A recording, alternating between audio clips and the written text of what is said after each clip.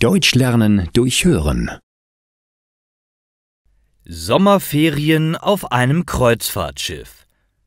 Lea ist aufgeregt. Heute beginnen die Sommerferien der 12-Jährigen. Ihre Eltern wollen dieses Jahr eine besondere Reise mit ihr machen. Normalerweise verbringt Lea einen Großteil der Ferien gemeinsam mit ihrer Familie auf einem Campingplatz. Manchmal besucht sie während ihrer Ferien auch ihre Oma oder alle gemeinsam fliegen nach Spanien. Doch dieses Mal werden die Sommerferien außergewöhnlich. Die Familie macht zum ersten Mal eine Schiffsreise und Lea kann kaum erwarten, dass es losgeht. Neben Leas Vater Udo und ihrer Mama Lisa sind auch Christian, ihr kleiner Bruder, und Oma Ingrid auf der Reise dabei. Bereits auf dem Weg zum Hafen ist Lea voller Vorfreude. Tausende Fragen sind in ihrem Kopf. Wie sieht das Schiff aus? Wie groß ist das Schiff? Wieso können Schiffe schwimmen? Wie bewegen sich Schiffe vorwärts? Wie schnell fahren Schiffe? Wie kann das Schiff bei Dunkelheit wissen, wo es hinfährt? Und viele weitere Fragen. Lea hat sich vorgenommen, bis zum Ende der Sommerferien die meisten Fragen beantworten zu können. Als Lea mit ihrer Familie endlich am Hafen ankommt, kann sie das Schiff bereits aus weiter Entfernung sehen. Sie ist sofort begeistert, denn das Schiff ist noch viel größer, als sie erwartet hatte. »Wow, Papa, schau mal, wie riesig das Schiff aussieht. Weißt du, wie lang es ist?« fragt sie ihren Vater. »Ja klar«, antwortet Udo. »Das Kreuzfahrtschiff ist 337 Meter lang und 42 Meter breit.« Lea wundert sich immer noch mehr und auch ihr Bruder Christian stellt fest, »Das ist ja 3-mal so lang wie ein Fußballfeld.« Mama Lisa lacht und stimmt zu. »Ganz genau, Christian. Gut aufgepasst.«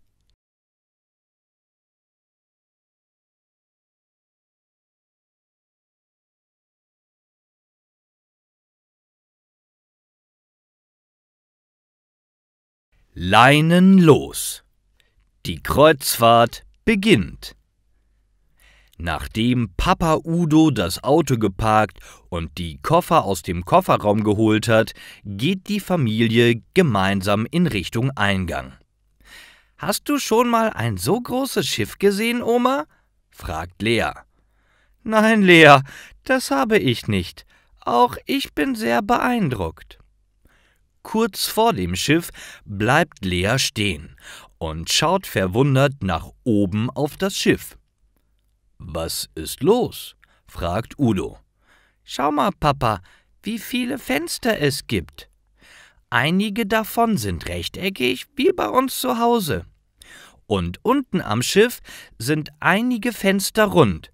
Weißt du, warum?« Die runden Fenster werden Bullaugen genannt. Da sie seltener kaputt gehen, werden sie an den wichtigsten Stellen des Schiffs angebracht. Zum Beispiel im Bereich des Motorraums. »Aber wir können aus den großen Fenstern auf das Meer schauen, oder?« fragt Lea. »Ja, das können wir«, antwortet Udo. Auf dem Schiff angekommen, gehen Lisa und ihre Familie zunächst auf ihr Zimmer. Lea teilt sich das Zimmer gemeinsam mit ihren Eltern und Bruder Christian. Sie haben einen kleinen Balkon, auf dem eine Hängematte angebracht ist. Lea freut sich sehr und kann sich gut vorstellen, wie sie während der Reise in der Hängematte liegt und auf das Meer blickt. Nachdem die Koffer ausgepackt sind, geht die Familie auf das Außendeck des Schiffs und genießt die Aussicht. Plötzlich klingelt ein lauter und dumpfer Ton. Lea erschreckt sich und greift die Hand von Mama Lisa. »Keine Sorge, Lea, das ist nur die Schiffshupe.« Sie wird 3-mal getätigt, bevor das Schiff ablegt.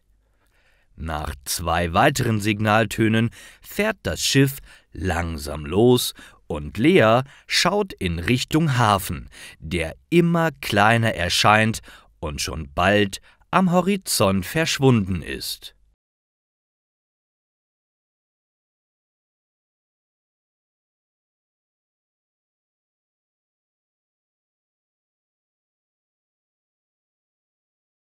Eine kleine Stadt im Wasser. Gleich nachdem das Schiff abgelegt hat, möchte Lea alles erkunden. »Darf ich mich endlich umsehen, Mama?« fragt die 12-Jährige. »Ja, aber nimm Papa mit«, antwortet Lisa. Lea greift Udos Hand und startet ihre Erkundung.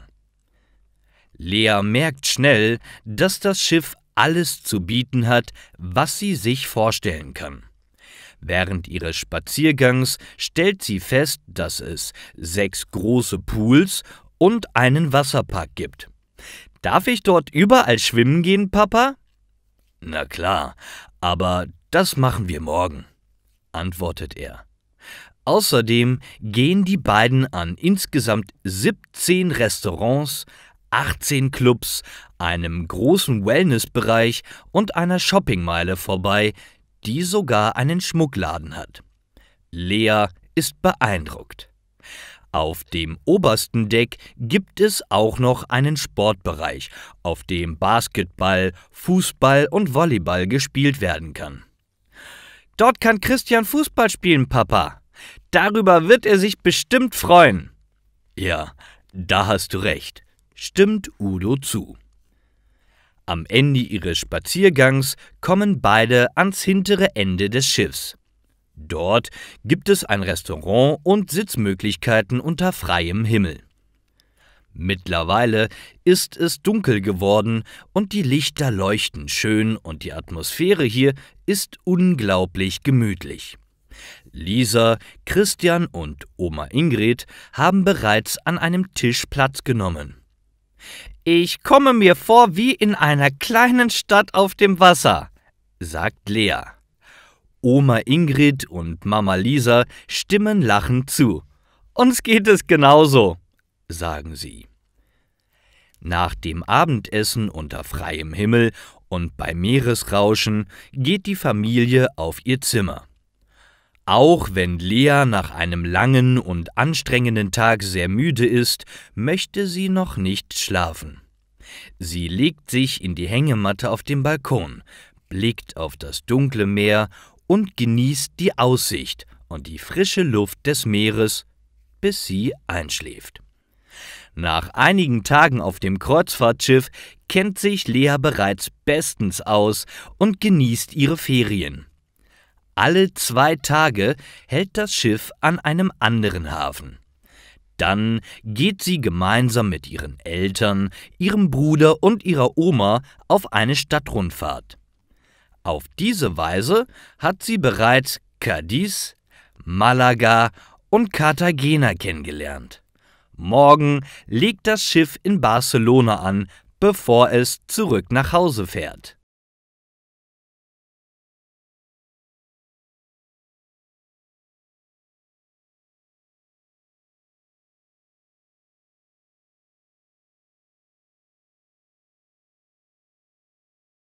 Die letzten Tage auf hoher See. Nach der Stadtrundfahrt durch Barcelona ist Lea mit ihrer Familie zurück auf dem Kreuzfahrtschiff. Morgen fährt das Schiff weiter in Richtung Hamburg. Bis es dort anlegt, wird es 2 Tage unterwegs sein. Lea freut sich auf 2 weitere Tage auf hoher See und hat sich vorgenommen, den Wasserpark und die Shoppingmeile zu besuchen. Den ersten Seetag verbringt Lea im Wasserpark des Schiffs. Neben dem großen Schwimmbecken und vielen Whirlpools, die Lea eher langweilig findet, gibt es 4 Rutschen. Eine für Anfänger, 2 schnellere für erfahrene Schwimmer und eine extra schnelle Rutsche für die mutigsten der Gäste. Da Lea eine erfahrene Schwimmerin ist, rutscht sie am liebsten auf der besonders schnellen Rutsche und hat eine Menge Spaß. Am zweiten und letzten Tag auf hoher See besucht Lea gemeinsam mit Papa Udo und Mama Lisa die Shoppingmeile des Schiffs.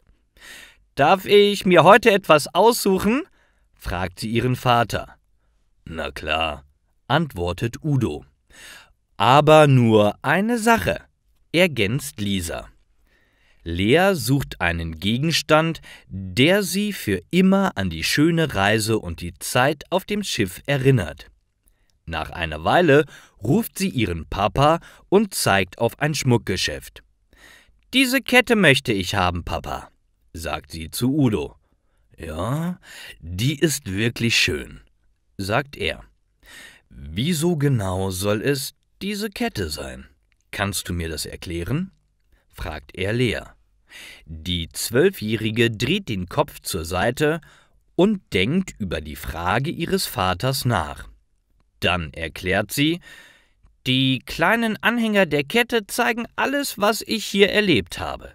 Das Schiff steht für die gesamte Reise, der Bus für unsere Städtereisen, die Welle für das Wasser um uns herum und der Stern für den klaren Himmel, während wir nachts über das Meer fahren.« »Das hast du aber toll erklärt«, sagt Mama Lisa, und auch Udo stimmt zu.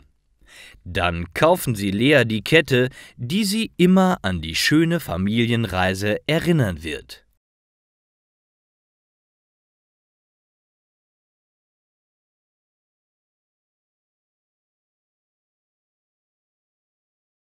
Sei kein Frosch. Die Redewendung »sei kein Frosch« heißt so viel wie »sei kein Feigling« oder »tu doch nicht so«. Zum Beispiel: Maximilian ist an einem Samstagabend mit seinen Freunden unterwegs und alle wollen in die Disco gehen. Außer Maximilian. Er will nach Hause. Einer seiner Freunde sagt dann zu ihm: »Ach Maximilian, komm doch mit. Ohne dich macht es nur halb so viel Spaß. Sei doch kein Frosch.«